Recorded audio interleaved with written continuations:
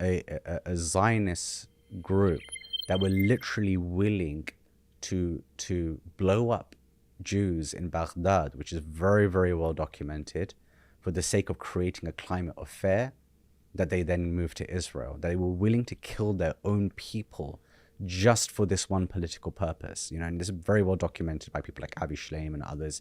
Read his autobiography, or you'll read about all of that in extensive detail. But you know, it's just so fascinating that this is the mindset that went into that movement of peoples. You know, Jews across the Middle East were perfectly content with the status that they had. In fact, they were much better off than when they went to Israel. When they went to Israel,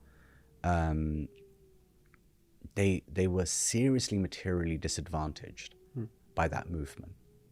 And that tells you something a little bit about the this kind of pathology of Zionism, which is that I have no other way of describing that is other than that it's deranged, that it's completely and utterly deranged, and it's so focused on its own internal coherency that it doesn't matter what the rest of the world looks like. It doesn't matter what's happening in the rest of the world. It doesn't matter what's actually happening to its own people in the process of this.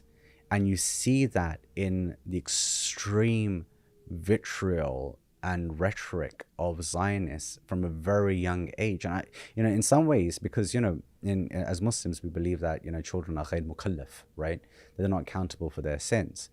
And sometimes you feel for these children growing up in that society, that they are poisoned from such an early age into this dogma of Zionism, which is a dogma of racial segregation and apartheid, which is a dogma of absolute fascistic supremacy.